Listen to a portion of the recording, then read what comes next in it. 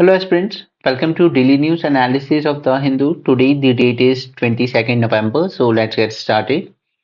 First news is with respect to this Adani indicated in US for bribery and securities fraud. अब इन्होंने यहाँ पे क्या किया है, अगेन आपके एग्जाम के लिए इंपॉर्टेंट नहीं है, बस जान लीजिए कि अमेरिका के इन्वेस्टर से उठाया हुआ पैसा करीब 2000 करोड़ इन्होंने रिश्वत में अलग अलग इंडियन गवर्नमेंट के ऑफिसर्स को दे दिए. Okay, this was a bribe. But as you know, government क्या करेगी ultimately? It will keep on denying everything and क्योंकि Adani is completely a single major financer of BJP. Okay, so nothing gonna happen in this. But इसके implications जो रहेंगे ना वो रहेंगे with respect to other countries such as Kenya. यहाँ पर Nairobi airport का एक प्रोजेक्ट था और एक एनर्जी प्रोजेक्ट था. ये दोनों प्रेसिडेंट ने कीनिया के प्रेसिडेंट ने कैंसिल कर दिए. तो अडानी ग्रुप के साथ यहाँ पे डील कैंसिल कर दी गई है. At the same time Sri Lanka and Bangladesh इन दोनों ने भी कहा है कि हमारे यहाँ भी अडानी के जो प्रोजेक्ट्स हैं इनको हम रिव्यू कर रहे हैं. इनफैक्ट श्रीलंका तो शायद ऑलमोस्ट अश्योर्ड कि वो इस डील को कैंसिल करेगा अडानी फार्म्स के साथ. एनर्जी प्रोजेक्ट था विंड मिल्स का. एंड बांग्लादेश के भी कुछ पावर प्रोजेक्ट्स हैं, अडानी ग्रुप के इन्वेस्टमेंट है वहां. उन्होंने भी इस तरह के इंडिकेशन दिए हैं कि वो भी अडानी ग्रुप के अगेंस्ट इन डील को कैंसिल कर सकते हैं. ओके, सो यहाँ पे सिर्फ अडानी एंटरप्राइज की इमेज खराब नहीं होती है, यहाँ पे इमेज खराब होती है इंडिया की भी. क्योंकि श्रीलंका में भी वहां के प्रेसिडेंट ने कहा था एक बार कि प्राइम मिनिस्टर मोदी जब विजिट पर आए थे तो उन्होंने इंसिस्ट किया था कि आप ये एनर्जी प्रोजेक्ट जो है वो अडानी ग्रुप को दीजिए. राइट, तो ये अब कोई छुपा नहीं है किसी से कि अडानी ग्रुप के जितने भी प्रोजेक्ट्स मिलते हैं, प्रधानमंत्री ग्रीस जाते हैं, एक दिन बाद गौतम अडानी जाते हैं और एक पोर्ट डील साइन हो जाती है. Same is the case with Haifa port in Israel. तो ये छुपा नहीं है किसी से कि प्राइम मिनिस्टर जो है या इंडियन गवर्नमेंट जो है वही अडानी ग्रुप को प्रमोट करती है आगे. और अल्टीमेटली इससे जो रिलेशन है हमारे श्रीलंका के साथ, बांग्लादेश के साथ या फिर कीनिया के साथ या यूएसए के साथ, उसके कंटेक्स्ट में भी इंडिया की जो इमेज है वो कहीं ना कहीं खराब होती है. ओके, बट यूपीएससी आपसे ये सब पूछने वाला नहीं है, सो हम आगे चलते हैं. International criminal court issue arrest warrant against Netanyahu and Gallant जो कि डिफेंस मिनिस्टर है वहां के, एंड साथ में हमास लीडर. बट ये दोनों हमास लीडर ऑलरेडी मर चुके हैं. अभी हम आईसीसी पे आएंगे, उससे पहले हम यहाँ पर ये क्लाइमेट गोल कंप्लीट कर लेते हैं. COP29 कॉन्फ्रेंस अब ऑलमोस्ट खत्म हो चुकी है. ठीक है, कल इसका फाइनल जो ड्राफ्ट है वो भी आज आ जाएगा, तो कल न्यूज़पेपर में हमें दिख जाएगा. बट अल्टीमेटली सारा जो कन्फ्लिक्ट था वो किसको लेकर था? न्यू कलेक्टिव क्वांटिफाइड गोल को. ठीक है, इससे पहले $100 बिलियन का गोल जो रखा गया था क्योटो प्रोटोकॉल के अंडर में, वो कभी एग्जैक्टली पूरा नहीं हो पाया. बट ये लोग क्लेम करते हैं कि हमने इससे भी ज्यादा around $117 billion something develop countries से दिया है डेवलपिंग को. बट इसमें प्रॉब्लम ये है कि डेवलपिंग कंट्रीज कहती हैं कि यहाँ पे जो चीजें आ रही हैं या तो वो ग्रांट्स के फॉर्म में आनी चाहिए डेवलपिंग कंट्रीज के पास, या फिर एटलीस्ट लो कॉस्ट लोन के फॉर्म में. बट डेवलप कंट्रीज ने यहाँ पे क्या किया है कि इनके यहाँ से आया हुआ जो भी प्राइवेट सेक्टर का भी इन्वेस्टमेंट था, जो अलग अलग ग्रीन प्रोजेक्ट्स में गया था, इन्होंने उसको भी काउंट कर लिया है कि यूएसए से सपोज कोई प्राइवेट कंपनी ने इन्वेस्ट किया किसी डेवलपिंग कंट्री में, तो उन्होंने उसको भी काउंट कर लिया with in this $100 billion. Okay, so developing countries का कहना है कि अब से न्यू क्वांटिफाइड गोल में जो काउंटिंग होगी वो होनी चाहिए सिर्फ ग्रांट्स या फिर लो कॉस्ट लोन्स की. जबकि डेवलपिंग कंट्रीज कह रही हैं कि हम लोग तो बात करते हैं ना कि हमें फंड्स मोबिलाइज करने फॉर ग्रीन प्रोजेक्ट, तो चाहे वो फंड पब्लिक सेक्टर से आए या फिर प्राइवेट सेक्टर से, फंड तो फंड है, जा तो ग्रीन एनर्जी प्रोजेक्ट्स में रहा है, तो फिर प्रॉब्लम क्या है? ठीक है, तो ये एक कंफ्लिक्ट है डेवलप्ड और डेवलपिंग कंट्रीज के बीच में. NCQG refers to money that will be given by developed countries to the developing nations to help them transition away from continued use of fossil fuels and curb greenhouse gas emissions. Okay, इनका कहना है कि 21-22 में हमने target achieve कर लिया था. We have mobilise and transferred $115 billion in 21-22. Okay, Paris agreement ने जब हुआ था 2015 में, तो उसने कहा था कि अब एक नया टारगेट सेट करने की जरूरत है $100 बिलियन को रिप्लेस करने के लिए. और ये टारगेट, इसमें कितना अमाउंट आएगा न्यू जो टारगेट सेट किया जाए, ये हमें फाइनलाइज कर लेना चाहिए बाय 2025. लेकिन इस साल 2024 में तो हम कोई अमाउंट फाइनल नहीं कर पाए under this NCQG. But may be hopefully next year जब भी समिट होगा तो कुछ ना कुछ अमाउंट फाइनल कर लिया जाएगा. डेवलपिंग कंट्रीज चाहती हैं $1 ट्रिलियन तक का फंड हो, और भी जो वल्नरेबल कंट्रीज हैं वो एक्चुअली चाहती हैं $1.3 ट्रिलियन का fund. Okay, but crucial point यहाँ पे जो स्टक होता है वो है clear distinction between NCQG and climate finance in general. Okay, क्योंकि ये लोग इंक्लूड कर लेते हैं profit making business investment as well. अब जैसे अडानी ग्रुप ने विंड एनर्जी प्रोजेक्ट में इन्वेस्ट किया श्रीलंका के, तो इंडिया ये क्लेम नहीं कर सकता कि ये तो चलिए एक प्राइवेट कंपनी ने इन्वेस्ट किया है, वहां से कुछ प्रॉफिट भी आएगा, ठीक है, क्योंकि प्राइवेट है तो ऑब्वियसली प्रॉफिट के लिए ही इन्वेस्ट किया होगा। तो क्या हम उसको मान लें कि हमने ये फंड ट्रांसफर करें? अगर कल को ये जो नया फंड बन रहा है इसमें सिर्फ डेवलप कंट्रीज ही नहीं आएंगी, इसमें जो इमर्जिंग इकोनॉमीज हैं लाइक इंडिया चाइना, वो भी, उनको भी कंट्रीब्यूट करना पड़ेगा, ठीक है। तो ये जो डिस्टिंक्शन है यहाँ पर, क्या हम प्रॉफिट मेकिंग बिजनेस इन्वेस्टमेंट को भी इस फंड में काउंट करें या नहीं करें, ये डिस्टिंक्शन रिजॉल्व करना होगा by the next summit. Okay, क्योंकि जो डेवलपिंग एंड वल्नरेबल कंट्रीज है वो चाहती हैं या तो ग्रांट्स के फॉर्म में दीजिए हमें ये पैसा, या फिर लो कॉस्ट लोन के फॉर्म में दीजिए, प्राइवेट इन्वेस्टमेंट या प्रॉफिट मेकिंग इन्वेस्टमेंट के नाम पर नहीं। करीब 47 लीस्ट डेवलप कंट्रीज हैं यहाँ पर, और स्मॉल आइलैंड डेवलपिंग स्टेट्स भी हैं। Okay, ये चाहते हैं कि आप एटलीस्ट अमाउंट तो डिसाइड कीजिए कि कितना फंड आप इसमें एलोकेट करेंगे। The document needs to be specific, जो पब्लिश होगा कल, मतलब आज पब्लिश होगा, हम कल डिस्कस करेंगे उसे, ठीक है। तो उसमें it should be specific on the structure, quantum, quality, time frame, access, transparency and review. ये सारी चीजें जो यहाँ से फाइनल डॉक्यूमेंट निकल के आएगा उसमें क्लियरली विजिबल होनी चाहिए, ठीक है। तो वो हमें कल तक पता चल जाएगा। इंटरनेशनल क्रिमिनल कोर्ट के रिस्पेक्ट में हमें कुछ बातें जाननी है। अच्छा, इंटरनेशनल क्रिमिनल कोर्ट के रिस्पेक्ट में एक बात सोचिए कि यहाँ पर इसराइल इसका मेंबर नहीं है, राइट, दैट इज श्योर। तो फिर आईसीसी की जो कंडीशन है वो तो कहती है कि कोई पार्टी आपको यहाँ पर इसका मेंबर होना चाहिए, तभी आपके अगेंस्ट कुछ एक्शन लिया जा सकता है। तो फिर इसराइल के नेतन्याहू के अगेंस्ट कैसे कर रहे हैं? ये कर इसलिए रहे हैं क्योंकि यहाँ पर जो गाजा पट्टी है उसने ज्वाइन किया था इंटरनेशनल क्रिमिनल कोर्ट को। अब क्योंकि इजराइल की तरफ से अटैक गाजा पे हुआ है, इसलिए यहां पर इजराइल के प्राइम मिनिस्टर के अगेंस्ट वारंट इशू किया जा सकता है। ओके, अदरवाइज तो जब तक आप मेंबर नहीं हो आपके अगेंस्ट इशू नहीं किया जा सकता। और कंफ्यूज नहीं करना, इंटरनेशनल कोर्ट ऑफ जस्टिस वो अलग है, वो यूनाइटेड नेशन का आर्म है, लेकिन international criminal court this is different. Okay, so first is it is a permanent judicial body established by Rome Statute in 1998 to investigate, prosecute, and try individuals accused of. Now remember, they must be accused of genocide, war crime, crime against humanity, and crime of aggression. To impose prison sentence upon individuals who are found guilty of such crimes. Now genocide तो जैसे वहां पर Tutsi का genocide हुआ था Rwanda में, right, तो उसे आप जेनोसाइड कह सकते हो। वॉर क्राइम्स तो ये आप देख सकते हैं कि जैसे इंडिया पाकिस्तान वॉर के टाइम भी एक हमारे सोल्जर थे सौरभ कालिया, उनको जिंदा पकड़ लिया था पाकिस्तान ने, बट उनके उसके बाद उनके साथ फिजिकल टॉर्चर बहुत ज्यादा हुआ था, ठीक है। तो वो एक तरीके से वॉर क्राइम ही कहते हैं, क्योंकि जिनेवा कन्वेंशन ये कहता है कि अगर आपने एनिमी को पकड़ भी लिया है तो आप उसको ऐसे फिजिकली टॉर्चर नहीं कर सकते, आप उसे अरेस्ट कर सकते हो, अपनी कस्टडी में रख सकते हो बस, ठीक है। तब भी इंडिया ने भी यूएन में वो केस लेके गया था कि पाकिस्तान ने यहाँ पे जिनेवा कन्वेंशन को वायलेट किया है, बट वो केस आईसीसी में इसलिए नहीं गया था क्योंकि इंडिया मेंबर नहीं है आईसीसी का, ठीक है। हमें मेंबर यहाँ पे नहीं है, इसलिए हम वो केस यूएन में लेके गए थे।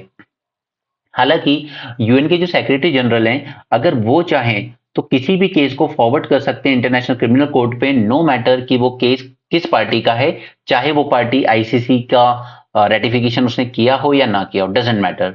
ओके, तो यहां पर अगर मान लीजिए कि हमास सॉरी गाजा मेंबर नहीं भी होता आईसीसी का, इसराइल भी नहीं है, गाजा भी नहीं है, इमेजिन, जस्ट इमेजिन, ओके, यहां पर गाजा भी मेंबर नहीं होता, तो भी जो यूएन के सेक्रेटरी जनरल हैं अगर वो कहते कि यहां पर ह्यूमन राइट्स वायलेशन हुए, वॉर क्राइम्स हुए, ये केस आईसीसी को स्टडी करना चाहिए, तो वो स्टडी कर सकता था रिस्पेक्टिव कि अगर दोनों ही मेंबर नहीं होते, बट हालांकि गाजा मेंबर है उसका।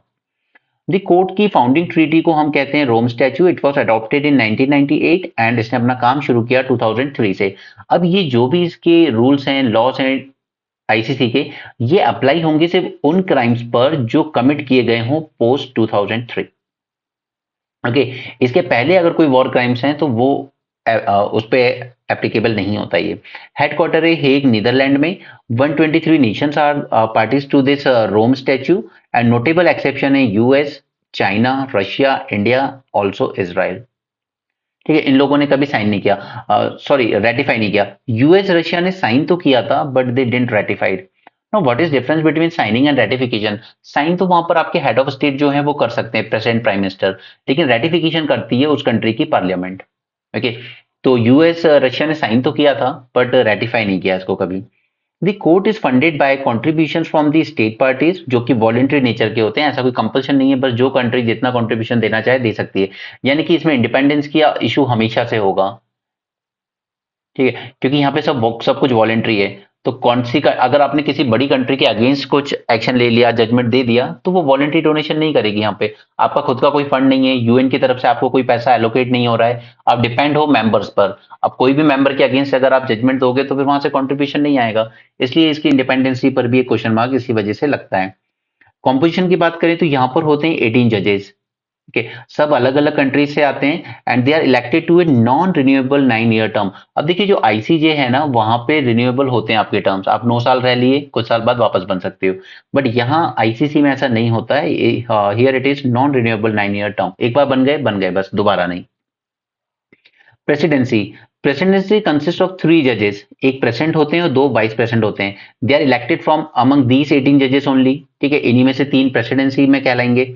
It represents the court to the outside world and help with the organization of work of the judges. अब ये जो 18 जजेस हैं इन्हें हम 3 डिवीजन में डिवाइड करते हैं। एक डिवीजन होती है प्री ट्रायल, दूसरी होती है ट्रायल डिवीजन एंड थर्ड होती है अपील डिवीजन। इसके अलावा एक ऑफिस है ऑफ द प्रोसिक्यूटर, और इसी को लेके न्यूज है यहाँ पर, यूएस ने क्रिटिसाइज भी किया है इस ऑफिस ऑफ प्रोसिक्यूटर को। OTP is responsible for receiving referral and any substantiated information on the crime within jurisdiction of the court. And this OTP examine these referrals and information, conduct investigation and conduct prosecution before the court. तो यहाँ पर एक mister Khan है, वो थे office of the prosecutor, उन्होंने ये सारा केस लड़ा और इजराइल के नेतन्याहू के अगेंस्ट वारंट इशू करवाया। तो इनको यूएसए, इजराइल, इन सब ने क्रिटिसाइज किया है कि ये आदमी गलत है। Registry, the core function of the registry is to provide administrative and operational support to the chambers and office of prosecution. Okay. इसकी jurisdiction की बात करें हम तो ये disputes हियर करता है between the states. अब ये किस केस को हियर कर सकता है? First is the country where the offence was committed. अब ऑफेंस कहां कमिट हो रहा है? गाजा में, ठीक है। Is a party to the Rome statute, तो yes, Gaza is a party since 2015, और अभी सबसे इसका जो न्यूएस्ट मेंबर बना है 2024 में, वो बना है आर्मेनिया, ठीक है। ये सब फैक्ट्स याद रखिए एग्जाम के लिए।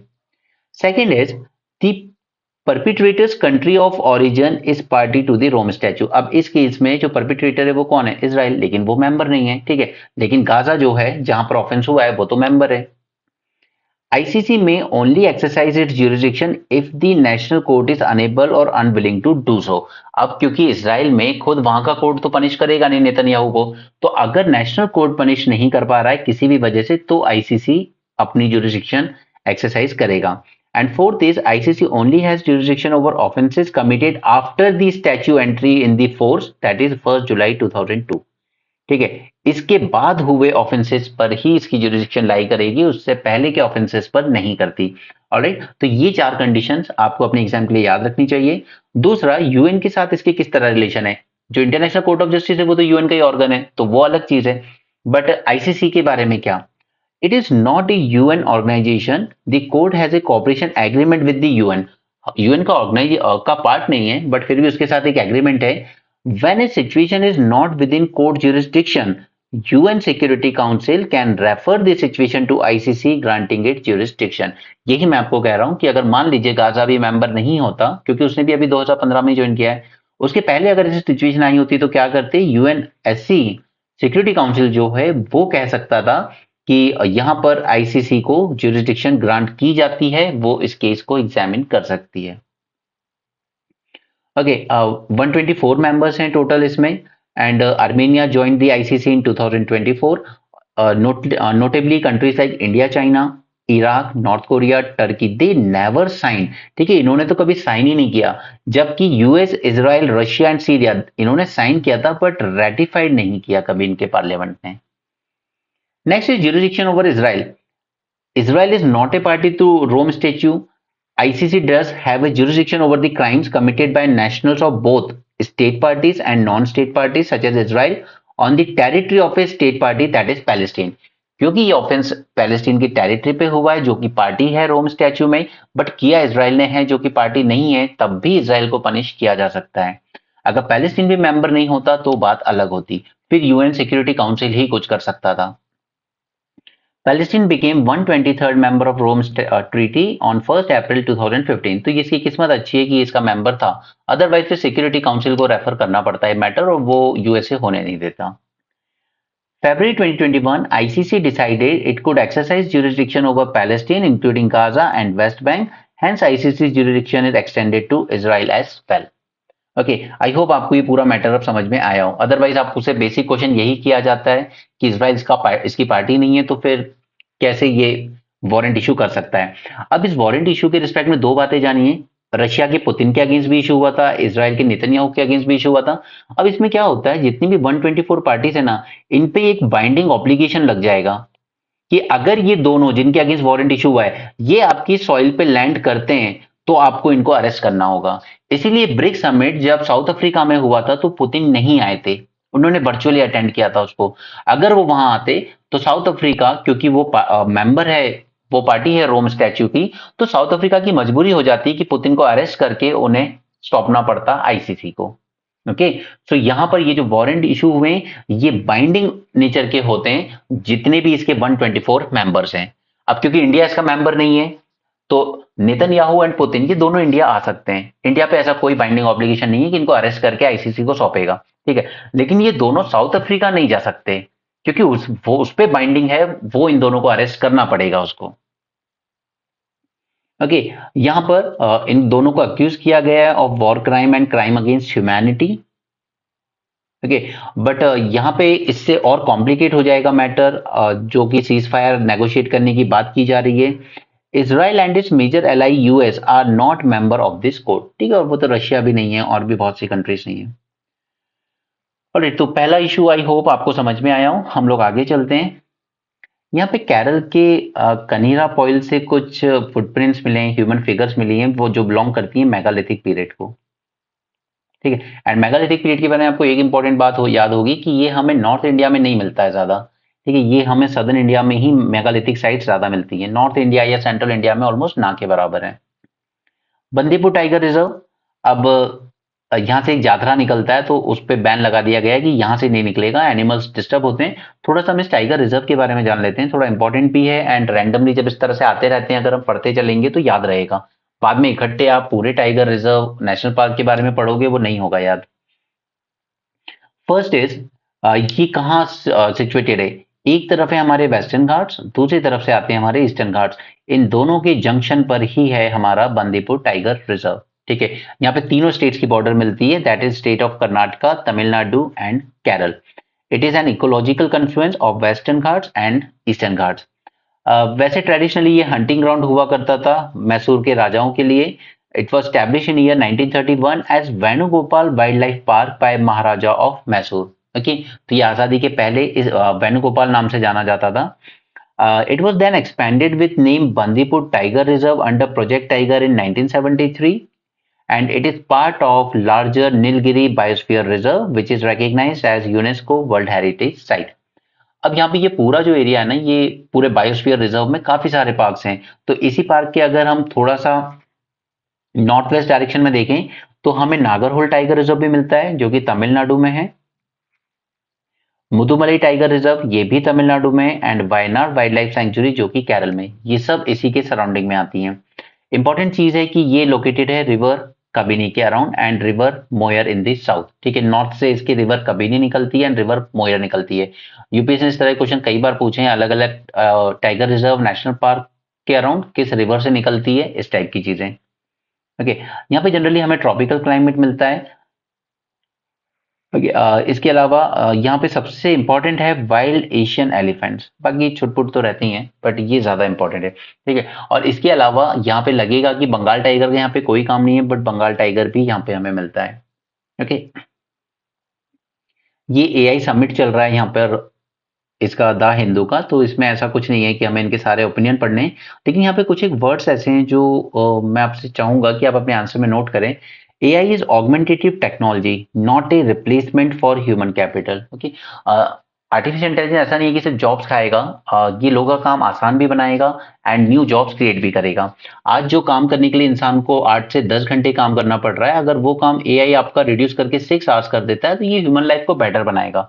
अब वो कैपिटलिस्ट के ऊपर है कि वो 6 घंटे आपसे ये काम करा के टास्क पूरा होने के बाद और नया टास्क दे दें, वो अलग चीज है, ठीक है। बट अल्टीमेटली एआई हमारी प्रोडक्टिविटी को तो एनहांस करेगा। दूसरा, AI can be an effective tool if availability of clean data is ensured. Now this is most important, क्योंकि कोई भी आर्टिफिशियल इंटेलिजेंस जो मॉडल है वो ट्रेन किया जा रहा है लार्ज डेटा सेट पर। अब अगर हम उसको बायस टाइप का डेटा देंगे तो वो बायस रिजल्ट ही दिखाएगा। मैं बार बार आपको एग्जांपल देता हूं, जैसे ब्लैक एंड व्हाइट्स का डेटा अगर आप बायस फॉर्म में देखेंगे, उसको ट्रेन करेंगे मशीन को कि blacks people they were considered as slaves because they are inferior, इनका आईक्यू लेवल कम है, ठीक है, physically they are not that agile and flexible. Okay, इस तरह के डेटा अगर आप देंगे तो वो यही दिखाएगा कि whites are superior and blacks are not. Same goes with in our society, ठीक है, कि अगर हम कहें कि दलित पीछे रह गए हैं, पढ़ाई नहीं की इनकी जनरेशन ने, एजुकेशन नहीं मिला, इसलिए reservation and all those thing, तो हम जैसा डेटा देंगे वैसा ही मॉडल एआई हमारे सामने प्रेजेंट करेगा। So it is very important कि हम एक unbiased and clean data availability ensure करा पाए। ओके, दो चीजें ये हो गई। दूसरा, एक और चीज है कि एआई का जो सबसे इंपॉर्टेंट रोल होगा वो होगा गवर्नेंस में। अगर हमें करप्शन, वर्ल्ड ओवर करप्शन को कम करना है तो उसमें टेक्नोलॉजी ही हमारी मदद कर सकती है। जहां भी ह्यूमन इन्वॉल्वमेंट ज्यादा होगी, करप्शन होगा। फॉर एग्जाम्पल हम लोग एक एग्जाम्पल लेते हैं कि आपको ड्राइविंग लाइसेंस बनाना है। ओके, आप कहीं पे जाते हैं, अपना ड्राइविंग टेस्ट देते हैं, जहां से गाड़ी जैसे घुमानी है निकाल लिया आपने। ओके, वहां पे आर्टिफिशियल इंटेलिजेंस के थ्रू अगर मशीन्स ये चेक कर पाए कि okay you have the skills of driving, आपको आपको नॉलेज है, आपने सारे जो कोड्स हैं या फिर जो गाइडलाइंस आपको दी गई थी आपने वो सारी फॉलो किए, एंड आपका ड्राइविंग लाइसेंस बन के डायरेक्टली आपके घर पे आ जाए, ठीक है। यहाँ पे ह्यूमन इन्वॉल्वमेंट नहीं हुई कहीं पे, यहाँ पे कोई इंस्पेक्टर नहीं खड़ा है जो आपके काम में कमियां निकालेगा बेवजह और फिर कहेगा कि लाइए 1300 रुपीज दीजिए तब आपका ड्राइविंग लाइसेंस हम बनवा देंगे। नो, अगर ये चीजें हम मशीन के थ्रू, आर्टिफिशियल इंटेलिजेंस के थ्रू इसको जितना ज्यादा डिजिटलाइज करेंगे, करप्शन के चांसेस उतने ही कम हो जाएंगे। ये हर जगह है, ठीक है। सपोज आपके घर के आसपास कहीं पे कचरा पड़ा है, you just uploaded it on the app. Okay, मैं आगे की बात कर रहा हूँ, जब भी मे बी आज ये चीजें हाइपोथेटिकल लगेंगी, but 20-30 years down the line ये सब चीजें ऑटोमेटिक हो जाएंगी, ठीक है। चाइना में तो ऐसे काफी मॉडल्स चल भी रहे हैं, ठीक है। तो आपने किया कि यहाँ पे ये चीज क्लीन नहीं हुई है, मैसेज किया आर्टिफिशियल इंटेलिजेंस के थ्रू, उसने चेक किया अपने डेटा लोकेशन वगैरह से, चेक किया कि हाँ यहाँ पर गंदगी है, इसको क्लीनिंग की जरूरत है, एंड वो चीजें मशीनों के थ्रू आके आपके यहाँ क्लीन कर जाएं। तो 20-30 ईयर्स डाउन द लाइन हम देखेंगे कि रोबोटिक्स एंड एआई हमारे गवर्नेंस में एक बहुत इंपॉर्टेंट रोल प्ले करेगा। इसका एक प्राइम एग्जांपल है जापान।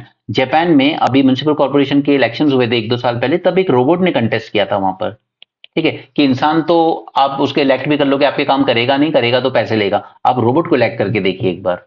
ओके, तो इस तरह की चीजें हुई हैं, एंड एआई का रोल गवर्नेंस में काफी होगा, एंड करप्शन को अगर हमें रिड्यूस करना है तो गवर्नेंस में एआई एंड रोबोटिक्स इन दोनों का बहुत इंपॉर्टेंट रोल होने वाला है फ्यूचर में। इंदौर में भी हुआ था, एक इंदौर ने भी एक ट्रैफिक में रोबोट को खड़ा किया था, बट वो सिर्फ शो ऑफ के लिए, ऐसा कुछ नहीं कि बहुत ज्यादा कुछ अचीव किया था। World should embrace Buddhist doctrines to resolve conflicts. अब आजकल वर्ल्ड में लगभग सभी जगह कन्फ्लिक्ट चल रहे हैं, छोटे लेवल पे या बड़े लेवल पे। तो इसमें आपको एक क्वेश्चन यूज हो सकता है या बन सकता है कि बुद्धिज्म किस तरीके से आज के कन्फ्लिक्ट रिडन वर्ल्ड में एक रेलेवेंस रखता है। ओके, तो इसमें मैंने आपके लिए एक आंसर फ्रेम किया है, let's see. Buddhism with its emphasis on compassion, mindfulness and non violence, ठीक है। माइंडफुलनेस मतलब रीजन। बुद्धा का क्या कहना था, कोई भी चीज ब्लाइंडली फॉलो मत करो, आस्क द रीजन। अगर आसमान में बिजली गरज रही है तो थिंक कि ये क्यों हो रहा है, ऐसा नहीं कि ये भगवान का क्रोध है, ठीक है, भगवान नाराज हो गए इसलिए बिजली गरज रही है, नो, उस टाइप की चीजें नहीं, ये ब्लाइंडनेस के अगेंस्ट ही। इसलिए हम लोग मानते हैं कि ये जो बुद्धिज्म एंड जैनिज्म था, ये एक तरह का रिलीजन नहीं था, it was actually social movement या counter movement against the prevailing orthodoxy in so called Hinduism that time. उस टाइम हिंदुइज्म वर्ड यूज नहीं होता था, उस टाइम ब्राह्मणिकल रिलीजन चलता था। Okay, so Buddhism emphasis on compassion, mindfulness and non-violence. It offers timeless principle. अब इसकी principles को हम timeless क्यों कह रहे हैं, क्योंकि देखिए ये सोसाइटी में हमेशा रहेगा, जब तक इंसान जिंदा है तब तक ही रहेगा। कंपैशन रहेगा, रीजन रहेगा, नॉन वायलेंस भी रहेगा और वायलेंस भी रहेगा, ठीक है, लेकिन वायलेंस टाइमलेस नहीं कह सकते उसको हम। बीच बीच में आता रहता है वायलेंस, बड़े लेवल पे वॉर्स होती हैं, बैटल्स होती हैं, बट अल्टीमेटली इंसान रहना तो पीसफुली चाहता है। That remains relevant in today's conflict ridden world. First, promotion of non violence and peace. आज वर्ल्ड को इन दोनों चीजों की जरूरत है, नॉन वायलेंस की भी एंड पीस की भी। First is ahimsa. This is central to Buddhist philosophy. Ahimsa discourage harm to others, promoting peace and conflict resolution through dialogue and understanding. और यही बात इंडिया बार बार कह रहा है, स्पेशली यूक्रेन रशिया वॉर में, कि आप डायलॉग एंड अंडरस्टैंडिंग के थ्रू इस प्रोसेस को सॉल्व करने की कोशिश कीजिए। क्योंकि कहीं ना कहीं यूक्रेन को समझने की जरूरत है कि आप अगर नाटो ज्वाइन करते हो तो वो सेफ नहीं है रशिया के लिए। रशिया ही नहीं, कोई भी कंट्री होती, आप इंडिया चाइना ले लीजिए, ठीक है, कल को मंगोलिया अगर ज्वाइन करने चल दे नाटो तो चाइना नहीं बर्दाश्त कर पाएगा, क्योंकि वो उसकी बॉर्डर टच करता है। तो ये यूक्रेन को समझना यहाँ पे जरूरी था, बट रशिया ने समझाने की कोशिश की या नहीं की ये तो वही जानते हैं। बट अल्टीमेटली इसका ऐसे कन्फ्लिक्ट में डायलॉग एंड अंडरस्टैंडिंग ये दोनों जरूरी है, और ये दोनों चीज बुद्धिज्म प्रमोट करता है। Buddhist leaders like Dalai Lama advocate peaceful approaches to conflict, setting examples for global leaders. Second is fostering compassion and empathy. Buddhism teach compassion, that is karuna, and metta, that is love, kindness, encouraging individuals to empathize with others' suffering. अब जब हम लोग देखते हैं कि Yemen में बच्चे किस तरीके से भूख से परेशान हो रहे हैं, या फिर गाजा में किस तरीके से डिवास्टेशन चल रहा है, तो वो एक एम्पैथी क्रिएट करता है। देखिए, सिंपैथी और एम्पैथी में दो एक सिंपल सा फर्क है। सिंपैथी जो हम दूसरों के प्रति शो करते हैं, एंड एम्पैथी जो हम दूसरों के लिए फील करते हैं। यानी कि आप एम्पैथी में कहीं ना कहीं खुद को उस सिचुएशन में रख के सोच पा रहे हो कि ये सिचुएशन अगर हमारे साथ होती है तो हमें कैसा फील होता। सिंपैथी इज लाइक कि हाँ हमें आपके साथ सिंपैथी। एम्पैथी इज और बेटर वर्ड है उसके लिए कि हम आपका दुख फील कर सकते हैं। Okay, in today's polarised society such values can help bridge divides and reduce hostility. अब इस चीज को हम रोहिंग्यास के साथ भी रख सकते हैं, ठीक है, बट दी थिंग इज कि हमारी खुद की पॉपुलेशन इतनी है कि हम लोग और ज्यादा बर्डन क्रिएट नहीं कर सकते। Second is mindfulness and in conflict resolution. Practices like mindfulness meditation, ठीक है, जैसे कि सऊदी अरेबिया और उसमें करके दिखाया, ईरान में, अमेरिका ने, सॉरी चाइना ने। Reflective thinking, they can help individual manage their anger and impulsivity, fostering better decision making during conflict. अब यूक्रेन रशिया का कन्फ्लिक्ट ऑलरेडी चल रहा था, उसके बाद बाइडेन एडमिनिस्ट्रेशन ने कह दिया कि ठीक है, आप रशिया के अंदर हिट करने के लिए हमारी मिसाइल्स यूज कर सकते हो। फिर रशिया को अपनी न्यूक्लियर डॉक्ट्रिन चेंज करनी पड़ी कि अगर कोई भी थर्ड कंट्री के हथियार हमारे अगेंस्ट यूज होते हैं तो हम उस कंट्री के अगेंस्ट भी वॉर डिक्लेयर करेंगे। Buddhist inspired mindfulness techniques are widely adopted in conflict resolution programs worldwide. Next is ethical governance. A Buddhist principle like 10 Raj Dharma, that is 10 duties of king. जब गुजरात में rights हुए थे, Narendra Modi chief minister थे, तब भी अटल जी ने भी यही बोला था कि राज धर्म का पालन करो। That is there are some duties of the kings that emphasise the justice, fairness and welfare, offering ethical framework for modern governance. Leaders can adopt these principles to address societal conflicts and reduce the inequality. Inequality तो आजकल एक बहुत बड़ा issue बन चुका है world over. Addressing environmental conflicts. So Buddhism promotes reverence for nature and sustainable living. अब हम लोग क्लाइमेट चेंज फेस कर रहे हैं, ठीक है, जिसकी सबसे ज्यादा मार कहां पड़ रही है? स्मॉल आइलैंड कंट्रीज पर, ठीक है, जो ज्यादा वल्नरेबल है, या small developing countries like Maldives, which are essential in resolving environmental disputes and mitigating climate change, one of the most pressing global conflicts as of now. Global example of Buddhism relevance, तो श्रीलंका में हमें देखने को मिलता है कि वो भी बुद्धिस्ट टीचिंग के थ्रू पोस्ट सिविल वॉर, लिट्टे की वॉर के बाद जो तमिल के लोग हैं उनके साथ एक रिकंसिलिएशन प्रोसेस चल रहा है। जापान, जैन बुद्धिज्म चलता था वहां। Zen Buddhism role in fostering resilience and calm in disaster prone region. Western countries, increasing adoption of Buddhist practices like mindfulness for personal peace and mental wellbeing, जिसे हम meditation कहते हैं, योग कहते हैं। But there are criticism and challenges as well. First is misuse of Buddhism. In some instances like Myanmar, यहाँ पे ये बुद्धिस्ट ही थे जिन्होंने रोहिंग्यास को मारना शुरू किया। That you people are not, you don't belong to us. ठीक है, तो वहां पे मिसयूज भी हुआ रिलीजन का। और श्रीलंका में भी यही हुआ, बुद्धिस्ट मेजोरिटी पॉपुलेशन है, उन्होंने तमिल्स को मारना शुरू किया। In some instances, Myanmar Buddhist rhetoric has been co-opted to justify violence, highlighting need to interpret its teaching authentically. Second is practical implementation. Translating spiritual teachings into actionable policies can be challenging. क्योंकि अब Russia अगर चाहता भी कि मैं Ukraine को प्यार से समझाऊं, अच्छे से समझाऊं, बट यूक्रेन को नहीं समझ में आ रहा था। जेलेंस्की की जिद थी कि मुझे नाटो का मेंबर बनना है, बट उसकी जिद की वजह से हजारों लोगों की जानें चली गई। ठीक है, तो अब रशिया अगर चाहे भी कि मैं पीसफुली इसको हैंडल करता, उसने कोशिश की, एक दो साल तो समझाया। उसने 2013 में भी क्रीमियन पेनिनसुला एनेक्स किया था, तब भी वो एक तरह की वार्निंग ही थी यूक्रेन के लिए, that don't force us for a full fledged invasion. But Zelensky was really, he turn out to be a joker.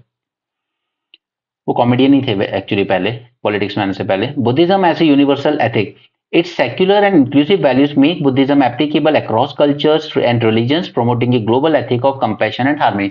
वैसे ही बुद्धिज्म की जो मोस्टली टीचिंग्स है ना, दे are not religious in nature, they are actually way of life, कि किस तरीके से जीना चाहिए।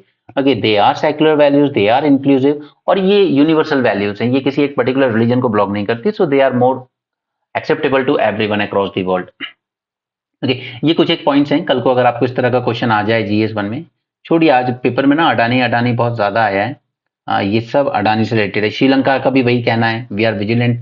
कीनिया ने डील ऑलरेडी कैंसिल कर दी है। सेम बांग्लादेश का भी यही कहना है। ओके, तो इस इंसिडेंट ने इंडिया की इमेज तो खराब की। एयर क्वालिटी हमने लगभग सब कुछ डिस्कस कर लिया है, इंपॉर्टेंट बॉडीज, इंपॉर्टेंट लॉस, इसके रिस्पेक्ट में क्या रीजंस हैं दिल्ली में पॉल्यूशन के और क्या मेजर्स लेने चाहिए, ये हम पिछले 2-3 दिन में ऑलरेडी क्लियर कर चुके हैं। एंटी माइक्रोबियल रेजिस्टेंस है, तो इस पे हम ऑलरेडी मेंस 450 प्लस में सेशन कर चुके हैं, लेकिन वो काफी दिन हो चुके हैं उसको, तो आई थिंक मैं इस पे दोबारा आपको सेशन कराऊंगा, मेंस में ही कराऊंगा। India needs a environmental health regulatory agency. अब देखिए, हमारे पास बहुत कुछ है।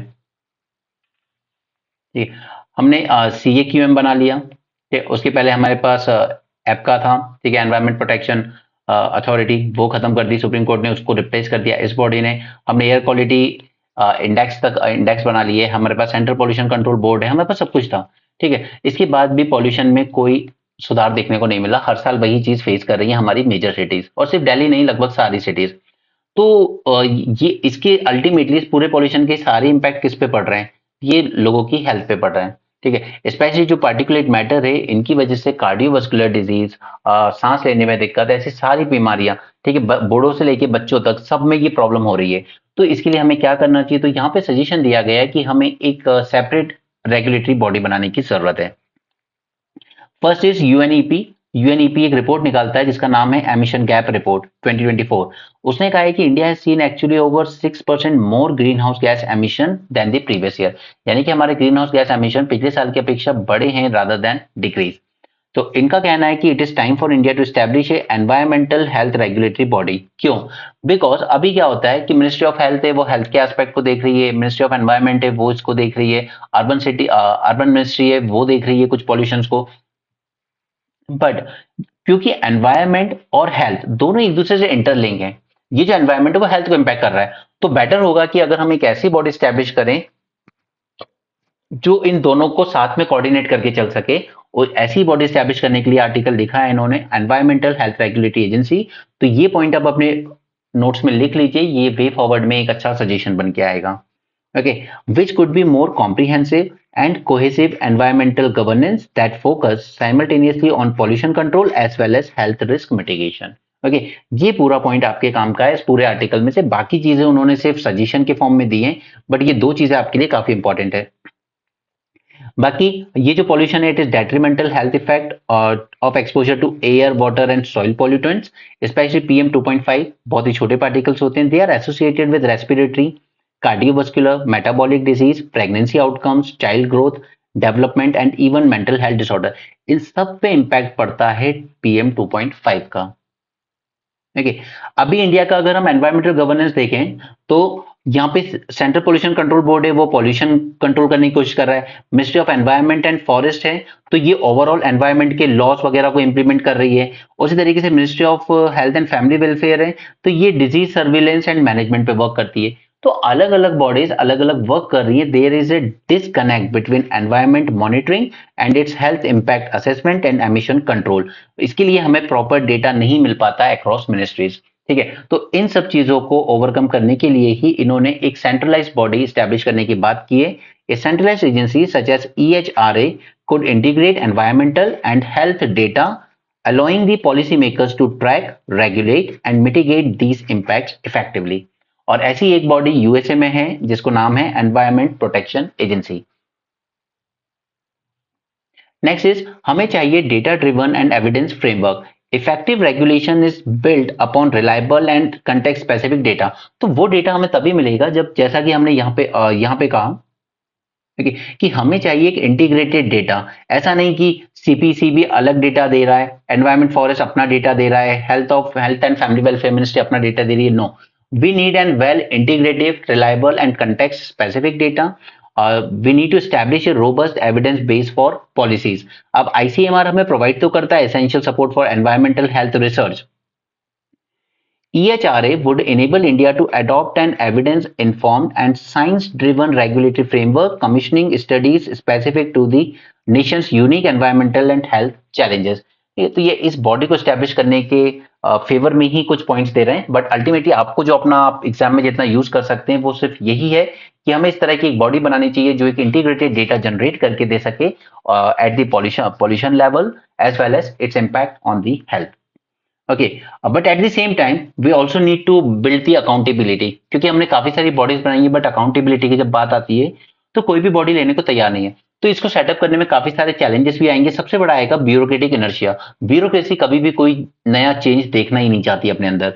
There will be resistance from industry stakeholders also, क्योंकि अल्टीमेटली सारा पॉल्यूशन इंडस्ट्री से ही हो रहा है। एक clear framework for inter ministerial coordination and measurable objectives and cross sectoral cooperation could help overcome these barriers। पहले क्लियर फ्रेमवर्क तैयार करना होगा। दूसरा, this body should be operationally independent, guided by scientific expertise and empowered to enforce policies that prioritize public health। तो ठीक है, तो ये कुछ चैलेंजेस होंगे, उसी में आपको वे फॉरवर्ड दे दिया गया है, और अल्टीमेटली आपको सिर्फ इस बॉडी के बारे में याद रखना है कि ये डेटा को इंटीग्रेट करके देगी। Okay, environment health regulatory agency. ठीक है, ये सिर्फ आपका पॉल्यूशन जब आप लिख रहे हो तो उसमें और 2 पॉइंट्स आप वे फॉरवर्ड में लिख दीजिए या फिर मेजर्स में लिख सकते हैं। अच्छे पॉइंट्स थे, बट उसको उतना डिटेल में ले जाने की जरूरत नहीं है। Second is bilateral investment treaty with bit of change. अब यहाँ पे इस साल की स्टार्टिंग में हमने क्या किया है, इंडिया यूएई ने अपने दोनों के बीच में बायलैटरल इन्वेस्टमेंट ट्रीटी साइन की है। ओके, देखिए इससे पहले हमने पुरानी सारी ट्रीटीज खत्म करके हमने एक मॉडल बीआईटी तैयार किया था 2015 में। देखिए उसमें एक सबसे बड़ा कंसर्न ये था फॉरेन इन्वेस्टर्स के लिए कि आप डिमांड कर रहे हो कि 5 साल तक आपको इंडिया की ही जो कोर्ट्स वगैरह हैं उनमें रेमेडी ढूंढनी होगी। अगर वहां से आप सेटिस्फाई नहीं होते हो तो आप फिर इंटरनेशनल ट्रिब्यूनल में जा सकते हो। तो ये 5 साल बहुत ज्यादा लग रहा था। तो यहाँ पे सरकार ने एक चेंज कर दिया है कि चलिए 5 साल छोड़िए 3 साल कर देते हैं इसको। ठीक है, तो ये एक चेंज है कि हम कहीं ना कहीं अपना जो मॉडल बीआईटी आया था उसमें कुछ चेंज करने के बाद हमने यूएई के साथ ये ट्रीटी साइन की है। Okay, so this is a welcome change. और अभी हम लोग नेगोशिएट कर रहे हैं यूरोप और दूसरी कंट्रीज के साथ भी बायलैटरल इन्वेस्टमेंट ट्रीटी।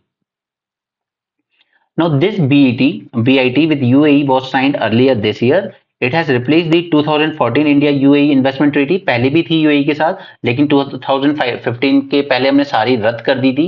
फिर 2015 में हम लेकर आए एक मॉडल BIT कि इसके बेसिस पर अब हम न्यू ट्रीटी साइन करेंगे। तो UAE के साथ अब हमने न्यू ट्रीटी साइन की है। India's ongoing negotiations with UK and European Union also, वहां भी हम कोशिश कर रहे हैं BIT साइन करने की। देखिए BIT में 2 ऑब्जेक्टिव रहते हैं हमेशा। First is we need to balance the competing goals of investment protection and state sovereign right to regulate। हमेशा इन्वेस्ट करने वाली कंपनी को डर रहता है कि मैं दूसरी कंट्री में इन्वेस्ट कर रहा हूँ, वहां की सरकार कल को परेशान कर सकती है या सरकार टेक ओवर कर सकती है मेरी इन्वेस्टमेंट को, या फिर अननेसेसरी चीजें लगाकर बिजनेस को डिफिकल्ट बना सकती है। तो उसमें हमेशा ये रहता है कि आप ऐसी बीआईटी साइन कीजिए जिसमें एक बैलेंस हो, ताकि मेरा इन्वेस्टमेंट भी प्रोटेक्शन रहे, लेकिन एट द सेम टाइम तो वहां की सरकार का जो सॉवरेन राइट है कि हम रेगुलेट कर सकते हैं अपने देश के बिजनेस को, वो भी बैलेंस रहे। Okay, so there should be a balance between competing goals of investment protection but state sovereign right to regulate also. This is the first provision जो किसी भी बीआईटी में होना चाहिए। Second is it should contain unambiguous provision to reduce the discretion of investor state dispute settlement tribunals। अब क्योंकि हर treaty के under में इस तरह के ट्रिब्यूनल्स बनाए जाते हैं जो इन्वेस्टर और स्टेट यानी कि गवर्नमेंट इन्वेस्टर स्टेट के बीच के डिस्प्यूट को सेटल करती है, लेकिन इसमें ऐसा कोई डिस्क्रिशन नहीं होना चाहिए।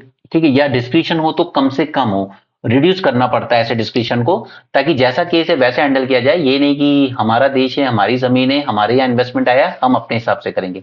No, there should be no discretion. Okay, या फिर कम से कम discretion at least. So there should be unambiguous provision to reduce the discretion of ISDS tribunal. ये 2 प्रोविजन एक बीआईटी में हमेशा होने चाहिए। डिपार्चर फ्रॉम द मॉडल, तो मॉडल बीआईटी हम लोग लेकर आए थे 2015 में। India UAE BIT departs from the model a bit. किस तरीके से? फर्स्ट डिपार्चर हमने देखा, foreign investor must exhaust local remedies यानी कि high court, supreme court for at least 3 years before bringing the case to this ISDS, that is this investor state dispute settlement tribunal. यहां जाने से पहले आप 5 साल, सॉरी अब 3 साल इस ट्रीटी में कर दिया गया है, बट वहां पर मॉडल बीआईटी जब हम लेकर आए थे तो 5 साल रखा गया था, जो कि काफी लंबा टाइम होता है। तो इसको रिड्यूस करके हमने 3 साल किया है, ये पहला चेंज है। India has taken these concerns on board and softened its stand, and this gives foreign investors quicker access to the that tribunal. It will safeguard the foreign investment from sovereign regulatory abuse. Okay. Second है definition of the investment. No जब definition हम बता रहे हैं तो यहां पर अगर आपका कोई इन्वेस्टमेंट एलिजिबल है इस ट्रीटी के अंडर में प्रोटेक्शन के लिए, तो इट शुड पजेस की economic characteristics such as commitment of capital. तो हाँ चलिए, कोई कंपनी आई $100 बिलियन का इन्वेस्टमेंट लेके, प्रॉफिट एक्सपेक्टेशन डेफिनेटली होगा तभी इन्वेस्ट कर रही है। थर्ड इज रिस्क अजम्पशन, वहां पे कुछ ना कुछ रिस्क भी होगा। लेकिन इसमें एक क्राइटेरिया और था मॉडल वाले में 2015 के, उसमें एक क्राइटेरिया था that this investment should be significant for development of the host state. इस क्राइटेरिया को डन अवे कर दिया गया, इस क्राइटेरिया को रिमूव कर दिया गया। क्योंकि देखिए ये तो ऑब्वियस है कि कोई इन्वेस्टमेंट अगर किसी देश में आ रहा है तो वहां के लोग लिए कुछ तो फायदा होगा वहां पे। ठीक, ऐसा तो है नहीं कि सारे ही प्रॉफिट रख के ले जाएगी कंपनी। वहां आएगी, वहां पे अगर उसने अपना कंपनी सेटअप की तो वहां के लैंड के रेट बढ़ेंगे, वहां के लोगों को जॉब्स मिलेंगी। ठीक है, अच्छी सैलरी जॉब वाले इनकम टैक्स भी देंगे, कंपनी भी आपको कॉर्पोरेशन टैक्स देगी। ठीक है, और अल्टीमेटली आपके ही पूरे देश का डेवलपमेंट हो रहा है, वो सिर्फ अपना कुछ इन्वेस्टमेंट का प्रॉफिट लेके जाएगा। तो ये ऑब्वियस है कि उस होस्ट कंट्री जहां पे इन्वेस्टमेंट आ रहा है उसको प्रॉफिट होगा। तो ये जो क्राइटेरिया डाला गया था कि it should be significant for development of host state. ठीक है, ये बहुत ही एम्बिगुअस और वेग टर्म था, इसको अलग तरीके से भी इंटरप्रेट कर सकती थी होस्ट कंट्री, कि कल को हैरेस करने के लिए भी यूज करेंगे कि आप इतना सारा प्रॉफिट बाहर नहीं ले जा सकते। ठीक है, तो ये क्राइटेरिया भी रिमूव कर दिया गया है, इससे कम से कम थोड़ी सी एम्बिग्यूटी कम हुई है। अदरवाइज ये बहुत ही आर्बिट्री पावर और डिस्क्रिशन दे जाता स्टेट गवर्नमेंट को against the private investors. Right, तो ये सेकंड जो चेंज किया गया वो भी वेलकम है। Next is greater clarity, this is the third one. यहां पर ट्रीटमेंट ऑफ इन्वेस्टमेंट की बात की है, it specifically list when state action will amount to a treaty violation. अब यहां पर स्पेशली लिख दिया गया है इसमें कि स्टेट के कौन से एक्शन ऐसे होंगे जिसको हम ये मानेंगे कि आपने ट्रीटी का वायलेशन किया है।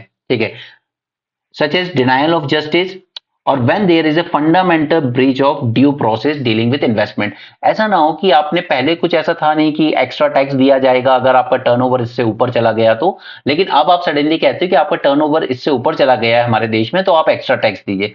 ठीक है, तो वो सब माना जाएगा कि आप वायलेट कर रहे हो इस ट्रीटी को। ठीक है, नाउ मॉडल बीआईटी में क्या किया था हमने, ये सब लिंक कर दिया था with customary international law. But again ये भी काफी ज्यादा डिस्क्रिप्शन दे जाता था ट्रिब्यूनल्स को, तो हमने इसको भी विड्रॉ कर दिया है। नेक्स्ट इज एक प्रोविजन हुआ करता था मोस्ट फेवर्ड नेशन का। ठीक है, जो कि हमने पाकिस्तान को भी दे रखा था, फिर उससे ले लिया था। मोस्ट फेवर्ड नेशन कुछ नहीं होता है, जैसे मान लो हमने पाकिस्तान को मोस्ट फेवर्ड नेशन का टैग दे दिया है, तो अब आप ये मान लीजिए कि पाकिस्तान से कोई सीमेंट आ रहा है, उस पर हम लगा रहे हैं 200 रुपए ड्यूटी। ओके, वो मोस्ट फेवर्ड नेशन है हमारा। okay, तो अब सीमेंट मान लो जापान से आ रहा है, तो जापान पे भी हम 200 रुपए से ज्यादा नहीं लगा सकते इंपोर्ट ड्यूटी। राइट, क्योंकि हमने अगर अपने मोस्ट फेवर्ड नेशन पे 200 लगाई है, तो फिर जो थर्ड कंट्री होगी वहां से भी अगर कुछ आ रहा है तो हम 200 से ज्यादा उस पर भी नहीं लगा सकते। ठीक है, तो यहां पे हमने इसको भी रिमूव कर दिया, it does not contain the most favoured nation provision. Likewise, state action on the taxation is outside the scope of India UAE BIT। अब यहाँ पे टैक्सेशन का जो इशू है, क्योंकि टैक्सेशन के इशू में इंडिया कई बार फंस चुका है, जैसे फ्रांस की केन एनर्जी थी, उसी तरीके से एक वोडा कंपनी हुआ करती थी जो मर्ज हो गई बाद में आइडिया में। ठीक है, उसके साथ भी इंडिया टैक्सेशन पे ऑलमोस्ट अपने हाथ जला चुका है। तो इंडिया ने कहा है कि टैक्सेशन का जो इशू होगा उसको इस ट्रीटी के स्कोप से बाहर रखेंगे हम। Okay, so foreign investor can not challenge the tax measure even if they are abusive. ठीक है, क्योंकि वोडा के साथ ऐसे ही हुआ था, उसने कहा था कि मेरी जो ट्रीटी हुई है उसके शेयर्स जरूर थे इंडिया में, लेकिन वो ट्रीटी हुई थी किसी बाहर थर्ड कंट्री में, बट इंडिया ने कहा कि ट्रीटी भले ही बाहर हुई है लेकिन इसके एसेट जो हैं वो तो हमारे कंट्री में लोकेट है ना, तो आप टैक्स दीजिए हमें। तो वो केस फिर बहुत लंबा चला था। ऑलराइट, तो यहाँ पर इंडिया ने बिल्कुल इसको आउटसाइड रख दिया है, इंडिया यूएई बीआईटी से। That India UAE BIT bars the jurisdiction of this tribunal to review the merits of domestic court decision. Okay, so ultimately, developed countries would be pleased with India softening on 5-year domestic litigation requirement. एक तो ये अच्छी चीज हुई है। दूसरा, they are still concerned about this excluding MFN, most favored nation status and taxation issue from the BIT's ambit. ये दो इनके कंसर्न है कि आप ये MFN स्टेटस क्यों हटा रहे हो और टैक्सेशन इश्यूज को बाहर क्यों रख रहे हो बीआईटी से। ठीक है, तो अभी हम यूके और ईयू के साथ भी साइन करेंगे। तो यहाँ पे सिर्फ आपको बताना था कि हम मॉडल बीआईटी जो हमारी थी उससे थोड़ा सा हमने चेंजेस किए, जिसमें दो इंपॉर्टेंट चेंजेस हैं। फर्स्ट इज, यहाँ पर जो 5 ईयर का टाइम था उसको हमने 3 ईयर कर दिया। Okay, this was first one. And second one is we have done away with this provision of development of host state. ठीक है, क्योंकि ये माना ही जा सकता है। और दूसरा, दो कंसर्न है, दैट टैक्सेशन इशू को बाहर रखा गया है बीआईटी से, और दूसरा एक और कंसर्न कि मोस्ट फेवर्ड नेशन स्टेटस वाला हमने प्रोविजन हटा दिया है। ये दिल्ली के बारे में है। We have talked lot about it, so हम इसमें दोबारा बात नहीं करेंगे अब। ठीक है, यहाँ इसमें ऐसा कुछ खास नहीं है इकोनॉमी पेज में आज, तो वहां से आगे चलते हैं। इंटरनेशनल पेज पर वही है, Russia launched intercontinental ballistic missile for the first time says Ukraine. अब ये सब मैं आपको करवा चुका हूं ऑलरेडी 2 बार, तो मैं दोबारा नहीं कराऊंगा। क्रूज मिसाइल्स क्या होती हैं, बैलिस्टिक मिसाइल्स क्या होती हैं, इस पे क्वेश्चन आ सकता है आपको। दूसरा, इंटरकॉन्टिनेंटल बैलिस्टिक मिसाइल, इस पे क्वेश्चन आ सकता है, इसकी रेंज वगैरह। ओके, वॉरहेड्स वगैरह कौन से ले जा सकता है। फिर ये लियो के एटमॉस्फेयर के बाहर से ट्रैवल करता है या एटमॉस्फेयर के अंदर करता है, एक्सो एंडोस एटमॉस्फेयर, वो सब चीजें पहले करवा चुका हूं। उसको मैं एक लास्ट टाइम करवाऊंगा आपको अपनी प्रीलिम्स रिवीजन सीरीज में, जो कि चल रही है ऑन द ऑफिशियल ऐप, आप वहां पे देख सकते हैं। ठीक है, इसके अलावा यहाँ पे मॉस्को ने वॉर्न भी किया, Moscow has right to strike countries whose weapons are used by Ukraine to hit Russian territory. अब पढ़िए इस लाइन को ठीक से, हुज वेपन्स, यानी कि यूएसए के वेपन अगर यूज कर रहा है यूक्रेन रशिया में हिट करने के लिए, तो इन्होंने कहा है कि we have right to strike the countries, that is हम यूएसए को भी स्ट्राइक कर सकते हैं अगर उसके वेपन से हमारी कंट्री पे अटैक किया जाता है। ठीक है, तो बाइडेन का सच में दिमाग खराब है जो उसने ये चीज अलाउ कर दी है। बाकी ट्रम्प की बातें हैं वो तो तब आएगा आएगा जब देखेंगे क्या करता है वो। ठीक है, बाकी सब स्पोर्ट्स न्यूज है। So that's it for this session, thanks for joining, have a great day and keep learning.